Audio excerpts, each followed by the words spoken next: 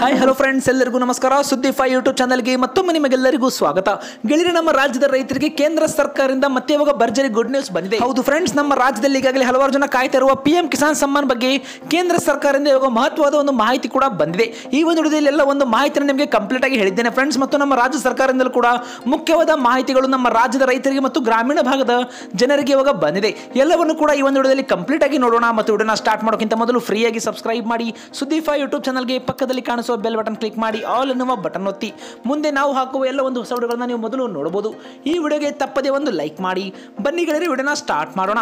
ಗೆಳೆಯರೆ, ನಮ್ಮ ರಾಜ್ಯ ಮತ್ತು ಕೇಂದ್ರ ಸರ್ಕಾರಗಳು ಈಗಾಗಲೇ ಹಲವಾರು ಜನ ರೈತರಿಗೆ ಹೊಸ ಹೊಸ ಯೋಜನೆಗಳನ್ನ ನೀಡ್ತಾ ಬಂದಿದೆ. ಕೇಂದ್ರ ಸರ್ಕಾರ PM ಕಿಸಾನ್ ಸಮ್ಮಾನ್ ಯೋಜನೆಯನ್ನ ಈಗಾಗಲೇ 20 ಕಂತುಗಳನ್ನ ರೈತರ ಖಾತೆ ಕೂಡ ಬಿಡುಗಡೆ ಮಾಡಿದೆ.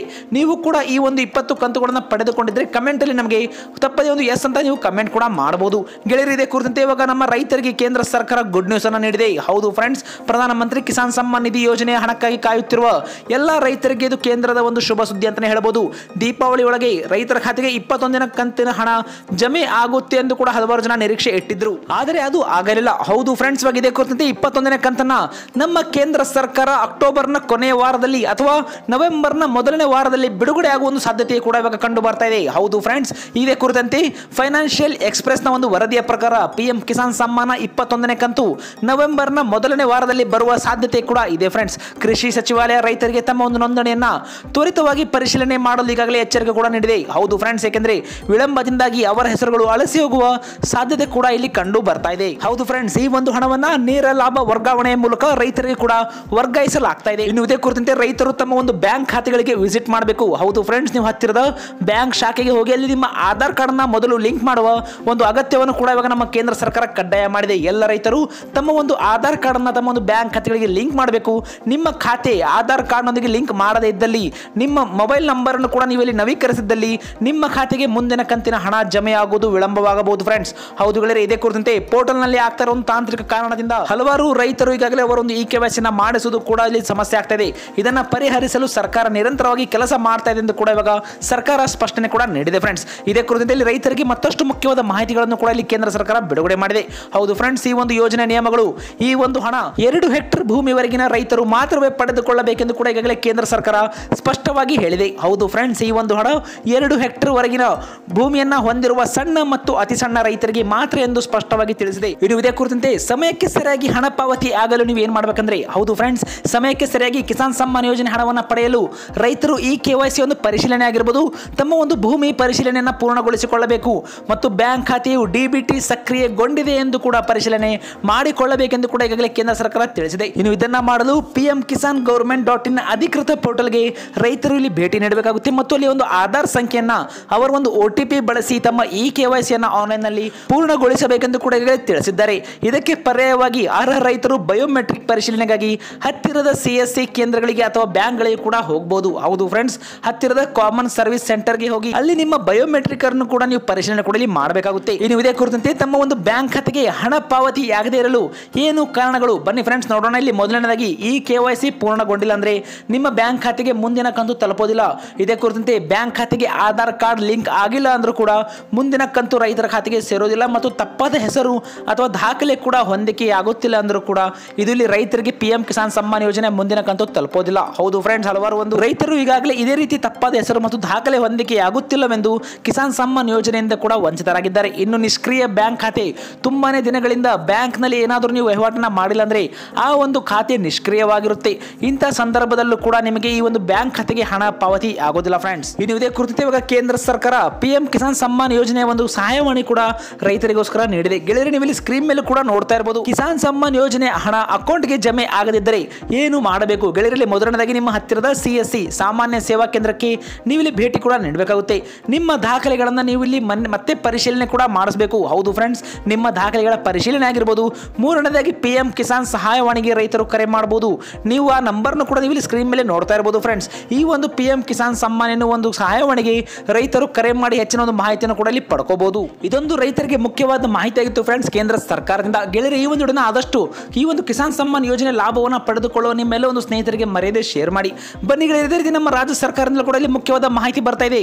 ಎಲ್ಲ ಒಂದು BPL ಪಡಿತರ ಚೀಟಿದಾರರಿಗೆ, ಹೌದು ಫ್ರೆಂಡ್ಸ್, BPL ರೇಷನ್ ಕಾರ್ಡ್ ಅನ್ನ ಹೊಂದಿರೋರಿಗೆ ನಮ್ಮ ರಾಜ್ಯ ಸರ್ಕಾರ ಬಿಗ್ ಶಾಕ್ ಅನ್ನ ನೀಡಿದೆ. ಹೌದು ಗೆಳೆಯರೆ, ನಮ್ಮ ರಾಜ್ಯದಲ್ಲಿ ಹಿನ್ನೆಲೆಯಲ್ಲಿ ಸದ್ಯ ಆಹಾರ ಇಲಾಖೆ ಅನರ್ಹರ ಬಳಿ ಇರುವ BPL ಕಾರ್ಡ್ಗಳನ್ನು ರದ್ದುಪಡಿಸಿ APLಗೆ ವರ್ಗಾವಣೆ ಕೂಡ ಮಾಡ್ತಾ ಇದ್ದಾರೆ. ಈ ನಡುವೆ ಇಂಥವರನ್ನೆಲ್ಲ ಇವಾಗ ಬಿಗ್ ಶಾಕ್ ನಮ್ಮ ರಾಜ್ಯ ಸರ್ಕಾರ ನೀಡಿದೆ ಫ್ರೆಂಡ್ಸ್. ಹೌದು ಗೆಳೆಯರೆ, BPL ಅಥವಾ ಅಂತ್ಯೋದಯ ಪಡಿತರ ಚೀಟಿಯಿಂದ ಹಲವಾರು ಜನರಿಗೆ ಇವಾಗ ನಮ್ಮ ರಾಜ್ಯ ಸರ್ಕಾರ ಬಿಗ್ ಶಾಕ್ ನೀಡಿದೆ. ಹೌದು ಫ್ರೆಂಡ್ಸ್, ಸಾಮಾನ್ಯವಾಗಿ BPL ಕಾರ್ಡ್ ಅನ್ನ ಬಡತನ ರೇಖೆಗಿಂತ ಕೆಳಗೆ ಇರುವ ಕುಟುಂಬಗಳಿಗೆ ಮಾತ್ರವೇ ನೀಡಲಾಗುತ್ತದೆ. ಆದರೆ ಇದನ್ನ ಇವಾಗ ಶ್ರೀಮಂತರು ಅಂದ್ರೆ ಅನರ್ಹರು ಸಹ ಪಡೆದುಕೊಂಡಿದ್ದು ಇಂಥವರ ವಿರುದ್ಧ ಇವಾಗ ಸರ್ಕಾರ ಸಮರ ಸಾರಿದೆ ಅಂತಾನೆ ಹೇಳಬಹುದು.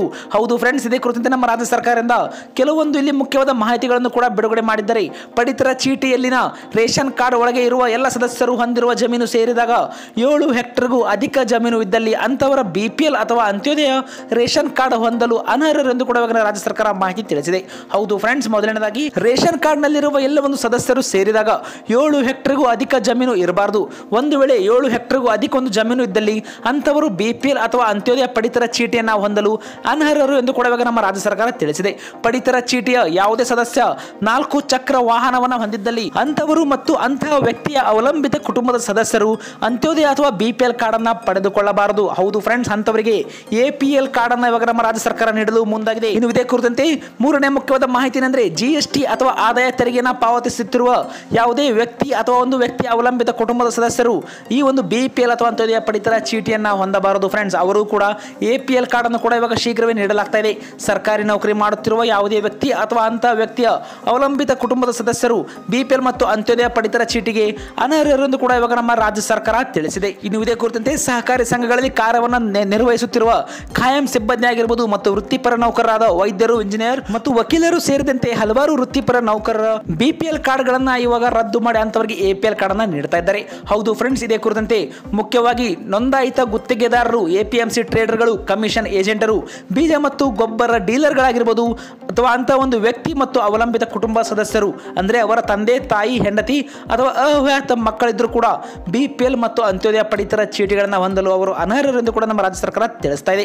ಹಲವಾರು ಒಂದು ಅನುದಾನಿತ ಶಾಲಾ ಕಾಲೇಜುಗಳ ನೌಕರರು ಮತ್ತು ಸರ್ಕಾರಿ ಸ್ವಾಮ್ಯದ ಉದ್ಯಮಗಳು, ಮಂಡಳಿಗಳಾಗಿರ್ಬೋದು ಮತ್ತು ನಿಗಮಗಳು ಮತ್ತು ಅಲ್ಲಿ ಕಾಯಮಾಗಿ ನೌಕರರಾಗಿರ್ತಾರೆ ಫ್ರೆಂಡ್ಸ್. ಅಂತವರು ಕೂಡ ಇನ್ನು ಮುಂದೆ BPL ಅಥವಾ ಅಂತ್ಯೋದಯ ಪಡಿತರ ಚೀಟಿ ಹೊಂದಲು ಅನರ್ಹರಾಗಿರ್ತಾರೆ ಎಂದು ಕೂಡ ರಾಜ್ಯ ಸರ್ಕಾರ ತಿಳಿಸಿದೆ.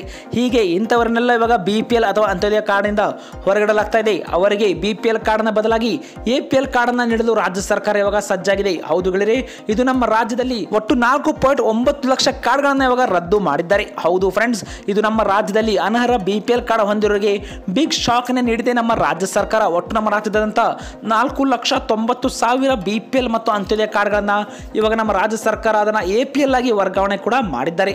ಇದು ನಮ್ಮ ರಾಜ್ಯದ ಒಂದು ಮುಖ್ಯವಾದ ಮಾಹಿತಿಯಾಗಿತ್ತು ಫ್ರೆಂಡ್ಸ್. ಎಲ್ಲ ಒಂದು BPL ಮತ್ತು ಅಂತ್ಯೋದಯ ಕಾರ್ಡ್ದಾರರಿಗೆ. ಗೆಳೆಯರೆ, ನಿಮ್ಮ ಒಂದು ಜಿಲ್ಲೆ ಯಾವುದು ಮತ್ತು ನಿಮ್ಮ ಹತ್ತಿರ ಯಾವ ಕಾರ್ಡ್ ಇದೆ ತಪ್ಪದೆ ನಮಗೆ ಕಮೆಂಟ್ ಮಾಡಿ. ನಿಮ್ಮ ಹತ್ತಿರ BPL ಇದ್ರೆ BPL ಅಂತ ಕಮೆಂಟ್ ಮಾಡಿ, APL ಇದ್ರೆ APL ಅಂತ ತಪ್ಪದೆ ನಮಗೆ ಕಮೆಂಟ್ ಮಾಡಿ ಮತ್ತು ನಿಮ್ಮ ಜಿಲ್ಲೆ ಯಾವುದು ತಪ್ಪದೆ ನಮಗೆ ಕಮೆಂಟ್ ಮಾಡಿ. ನಿಮ್ಮ ಜಿಲ್ಲೆಗಳ ಮೇಲೆ ಬರ್ತಾ ಇರುವ ಎಲ್ಲ ಒಂದು ಮಾಹಿತಿಯನ್ನು ನಮ್ಮ ಚಾನಲ್ ಮೂಲಕ ನೀವು ಮೊದಲು ನೋಡಬಹುದು. ಈ ವಿಡಿಯೋನ ಆದಷ್ಟು ನಿಮ್ಮೆಲ್ಲ ಒಂದು ರೈತ ಬಾಂಧವರಿಗೆ ಮತ್ತು ರೇಷನ್ ಕಾರ್ಡ್ ಇದ್ದವರಿಗೆ ಮರೆಯದೆ ಶೇರ್ ಮಾಡಿ. ಹಲವಾರು ಜನ ಈಗಾಗಲೇ ನಮಗೆ ಕಿಸಾನ್ ಸಮ್ಮಾನ್ ಕುರಿತಂತೆ ಕಮೆಂಟ್ ಕೂಡ ಮಾಡಿದ್ರು. ಹೌದು ಫ್ರೆಂಡ್ಸ್, ಶೀಘ್ರವೇ ಕಿಸಾನ್ ಸಮ್ಮಾನ್ ಯೋಜನೆ 21ನೇ ಕಂತು ನಿಮ್ಮ ಒಂದು ಬ್ಯಾಂಕ್ ಖಾತೆ ಕೂಡ ಬಿಡುಗಡೆ ಆಗುತ್ತೆ. ಇದೇ ಕುರಿತಂತೆ KYC ಮತ್ತು ಆಧಾರ್ ಕಾರ್ಡ್ ಲಿಂಕ್ ಎಲ್ಲವನ್ನು ಕೂಡ ನೀವು ಮಾಡಿಸಿದ್ರೆ ಕಿಸಾನ್ ಸಮ್ಮಾನ್ ಯೋಜನೆ ಹಣವನ್ನು ಮುಂದಿನ ವಾರದಲ್ಲಿ ನಿಮ್ಮ ಒಂದು ಬ್ಯಾಂಕ್ ಖಾತೆ ಕೂಡ ನೀವು ಪಡ್ಕೋಬಹುದು. ಈ ವಿಡಿಯೋನ ಆದಷ್ಟು ಲೈಕ್ ಮಾಡಿ, ಎಲ್ಲ ರೈತ ಬಾಂಧವರಿಗೆ ಮರೆಯದೆ ಶೇರ್ ಮಾಡಿ. ಇಂಥದೇ ಒಂದು ಇಂಟ್ರೆಸ್ಟಿಂಗ್ ವಿಡಿಯೋಗಳಿಗೋಸ್ಕರ ನಮ್ಮ ಚಾನಲ್ಗೆ ಫ್ರೀಯಾಗಿ ಸಬ್ಸ್ಕ್ರೈಬ್ ಮಾಡಿ.